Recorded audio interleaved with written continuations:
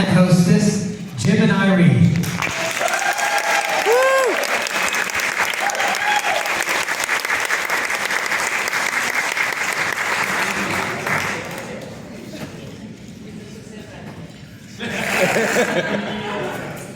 You know what?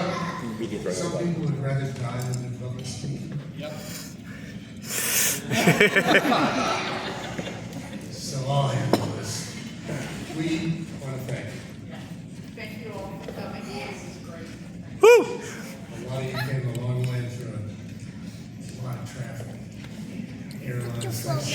This means very, very much to us. I see relatives and lifelong friends all over the place. We're very happy with our 50 years together and glad you can share it with us. When we planned this event here, a person on staff asked how long we've been together. We said 50 years, and she said, "But you look so happy." Please, on the back of the handout is a QR code for sending photographs. If you take any photographs or videos or make a speech on a selfie, send it to us. The QR code should handle it. I was planning for some days to say a few words, and then I realized the best speech I ever saw in that vein was Dumbledore in Harry Potter, who said I would like to say a few words. He said 4 words, and then he said thank you, and he sat down. I'll go a little further. Our 4 words there: loved, loving, laughing, and lucky. We've been so lucky. Now, Irene is going to tell me and tell you how we met. Club Med. We were both going to Club Med in 1974, and our eyes actually met in the airport at JFK. I thought he was foreign, he thought I was foreign. We got to the Club Med, and I came out of my room and I saw this guy kicking trees. And then we later met at the bar, and he said, hello. That's where we met. Yeah, this is part of our script. I didn't say hello, you said hello. You know what I mean? I knew the guy who was kicking trees. And I immediately confessed. These trees have really big leaves, and with a spinning back kick, you can tear it. Never mind. so we just met and just went to explore, and Well, really we got met at the bar, and you will, many of you know me, dancing is not my bag.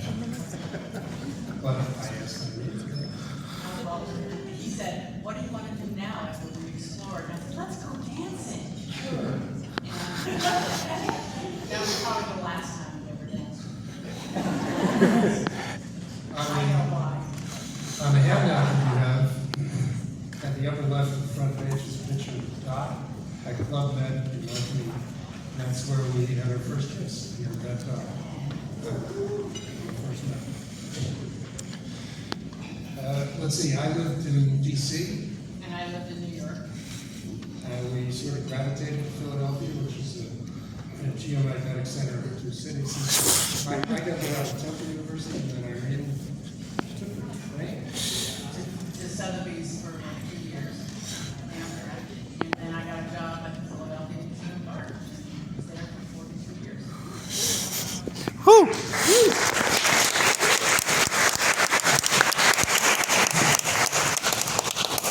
So we met in 1974, we were married in 1978, in our living room in Fairmount, under the leaves of a big, very small. Igor, I remember Igor.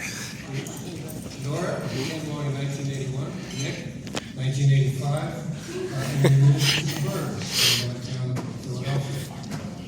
I spent 17 years at Temple, and you know that Irene, well, my work was mostly in disability research, and Irene was at the museum, many friends from museum life for 42 years. Both of us traveled a lot.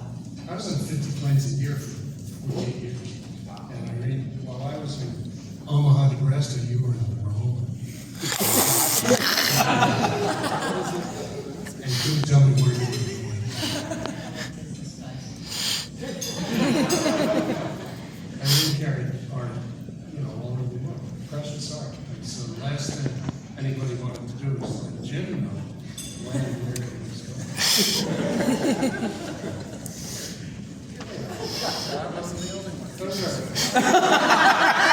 We don't trust him.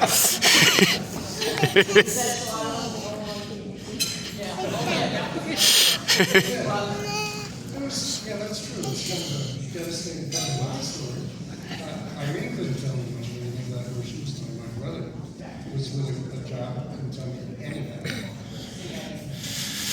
And then we had children that turned out when they reached their teenage years, they don't talk to me. We got a couple of dogs, and same thing. So we had a theory of our marriage that being apart so much made it work. You know, like puppies when you come home. Where have you been? That's what we thought until the pandemic.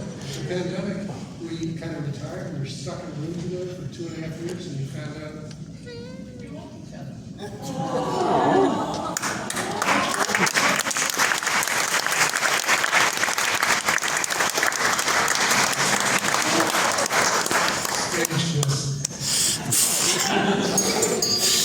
This marriage has been really, really good and very honest, and our secrets are safe now because we can't remember them.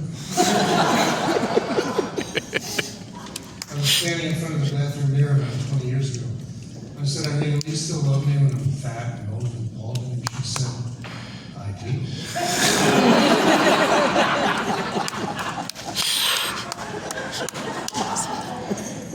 Oddly enough, after Irene's life in museum work and my work in disabilities, we're now working kind of together on disability and museum.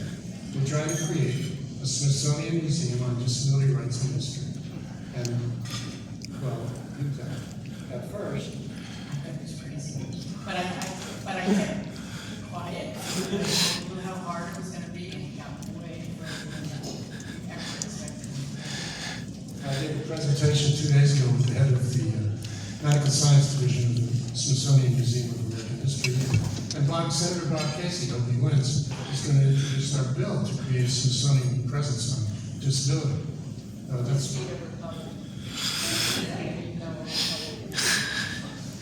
well, at a function like this, someone once said, all married people stand up, and people in couples stand up, and stand right next to the person who has made your life worth living.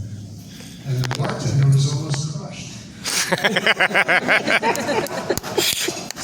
Thank you, and keep in touch for all the years that you have been.